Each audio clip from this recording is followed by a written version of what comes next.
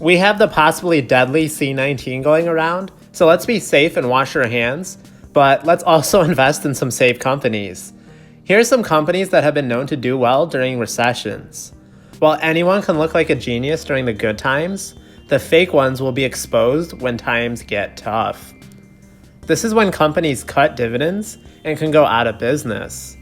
I'll try to make this a quick video so we can get back to being quarantined from the outside world. McDonald's is known for selling you burgers, selling you coffee, but it's also known for making investors money during recessions. With over 38,000 restaurants in more than 100 countries, McDonald's is a global force to be reckoned with. McDonald's thrives in any market condition due to its high brand recognition, affordable menu prices, plus people love / need food, and it has a great real estate business model. For those of you who don't understand that last part, watch the 2016 film The Founder, where one of the main characters looks like Hank from King of the Hill. During the last recession in 2008, McDonald's actually had its sales go up by 75%. Revenue increased by 3%, and the share price actually went up 5%, while the rest of the S&P 500 went down 38%. The amazement doesn't stop there. McDonald's also raised its dividend in 2008 by 9%, and as of today has raised its dividend for 43 consecutive years, well on its way to becoming a dividend king. McDonald's PE ratio at the start of 2008 was 21, similar to what it is today at 24. However, it fell to just 12 by the end of 2018. Now, I'm not sure if we'll see a drop like that this time around, but I'm going to be keeping a close eye on McDonald's. While some stores in China have been suspended from doing operations, the vast majority of their 3,000 stores there are still in service.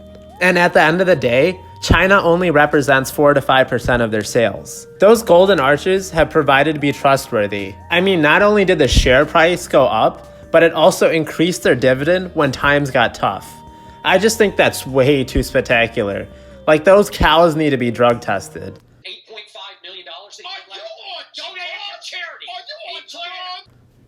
The next stock is rated PG for Procter & Gamble, but I'm rated E for everyone, so be sure to hit that subscribe button and give me a big thumbs up if you like the video. Procter & Gamble is known for its common household products such as Tide, Pampers diapers, Crest toothpaste, Febreze, Old Spice, dishwashing soap, Head & Shoulders, and a whole lot more. In fact, they have over 65 products in 180 countries to be exact. Check out the Procter & Gamble video I made last summer if you want more insight on this company. Now, Procter & Gamble's own CEO said that the company will remain unfazed in the next recession. We don't see consumers stopping laundry, shampoo, and conditioner, or using feminine products during a recession. Now, for all of mankind's sake, and not just for monetary reasons, I hope he's right. Please keep using your hygiene products regardless of market conditions. P&G boasts at least 21 different products that have over $1 billion in sales. In fact, many of their brands are industry leaders in market share, and it's not even close. Look at all the Procter & Gamble brands that are ranked number one in their respective categories and how big of a lead that they have in market share. That lead's not going to be going anywhere unless they keep making more cringeworthy SJW Gillette ads. In terms of their performance during the last recession, they only lost 15% in share price in 2008. And I say only because keep in mind the market lost about 38%. It also raised its dividend 10% heading into 2009, which is just remarkable. But not as great as its status as a dividend king, which is 63 straight years of dividend increases.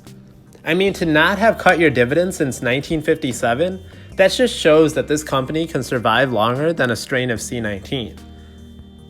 Now, if you're looking for top-notch quality during a recession, look no further than Walmart. Walmart during the last 5 recessions has gained an average of 42% during those periods. Those are phenomenal results in a bull market, nevertheless a recession. During the 2008 downturn, Walmart actually went up nearly 18% in share price, and that's compared to the S&P 500 losing 38%. What makes Walmart so recession-proof? Let's look at its business function.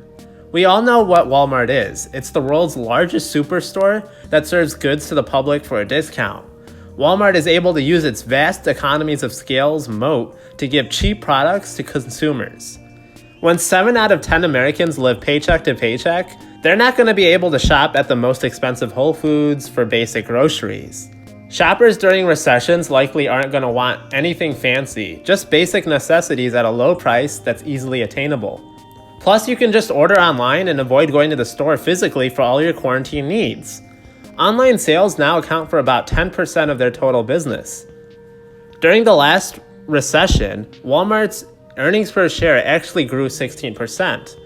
While public perception of superstores may change and waver over time, let's be honest, most people end up shopping here thanks to their magnitude of locations, large supply of products, and cheap prices. While Walmart is trading at a starting yield of just 1.86%, it has increased its dividend for 45 straight years, just 5 years away from reaching that elusive dividend king status.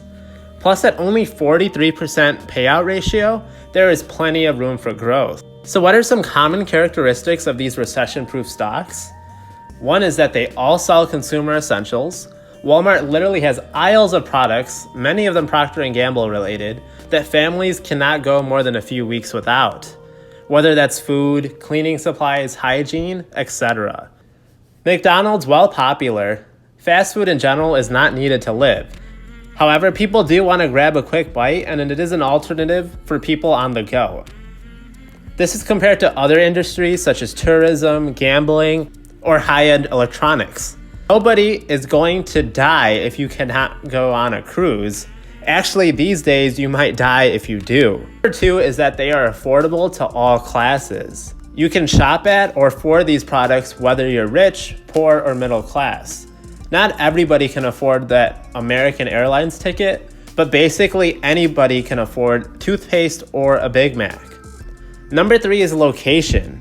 Drive anywhere in the US or even select locations around the world, and there are thousands of McDonald's and Walmarts waiting for you at every corner. They're easily accessible for consumers. Plus, they also have a big international presence, and they're not too dependent on any one region for sales. Number 4 is branding. Everybody knows the Golden Arches. They know what they're going to get when they go to eat there. They trust them enough to know what they're getting. Same concept with what to expect at Walmart. Solid quality products for cheap. While people may not recognize the Procter & Gamble parent brand logo, they definitely know and trust their subsidiaries. So if you have another recession-proof stock in mind, let me know in the comments. And as always, guys, don't forget to like, comment, and subscribe.